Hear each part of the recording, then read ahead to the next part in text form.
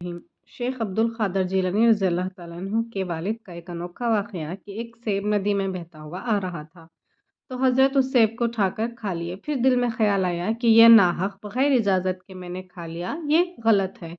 پھر جہاں سے پانی آ رہا تھا وہاں جا کر پہنچے تو ایک باغ نظر آیا اور باغ میں جا کر اس کے مالک سے آپ نے کہا کہ اس طرح سیب ندی میں بہتا ہوا آ رہا تھا اور بغیر اجازت اٹھا کر کھا لیے۔ پھر احساس ہوا کہ نہیں کھانا چاہیے تھا، تو اس کی معافی کے لیے آپ کے پاس آیا ہوں۔ تو اس باغ کے مالک نے کہا میں معاف تو کر دیتا ہوں لیکن میری ایک شرط ہے۔ تو آپ نے پوچھا کہ کیا شرط ہے؟ تو باغ کے مالک نے کہا کہ میری ایک لڑکی ہے جو بہری ہے، لنگڑی ہے، گونگی ہے اور اپاہج اندھی ہے۔ اگر تم اسے شادی کرتے ہو تو میں اس بغیر اجازت کے سیب کھانے کے گناہ کو معاف کرتا ہوں۔ حضرت نے سوچا لنگڑی لولی ہے تو ٹھیک ہے، زندگی تو بسر کر لیتا ہوں، لیکن اللہ کے پاس جواب دینا میرے لیے مشکل ہو جائے گا، اور اسی وقت نکاح ہو گیا۔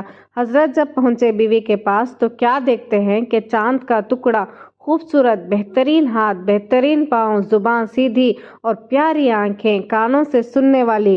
حضرت پریشان ہو گئے اور کہا کہ مجھے دھوکا ہو گیا یا میں غلط جگہ پر آ گیا ہوں۔ جب بیوی کے والد آئے تو ان سے کہا کہ آپ نے جو صفت کہی تھی اس میں سے ایک بھی اس لڑکی میں نہیں ہے، تو یہ میرے لیے کیسے جائز ہو سکتی ہے؟ انہوں نے کہا کہ آپ نے سمجھا نہیں، گونگی سے مراد یہ ہے کہ ناحق نہیں بولتی، جب بھی بات کرے گی حق بولے گی۔ بہری یعنی ناحق ایک جملہ نہ اس نے سنا نہ سننے کے لیے تیار ہے۔ اندھی کا مطلب ناحق کو اس نے کبھی نہیں دیکھا، صرف حقی کو دیکھا۔ لنگڑی یعنی گھر کے باہر اس نے کبھی قدم نہیں رکھا۔ تو ان کے بدن سے شیخ عبد القادر جیلانی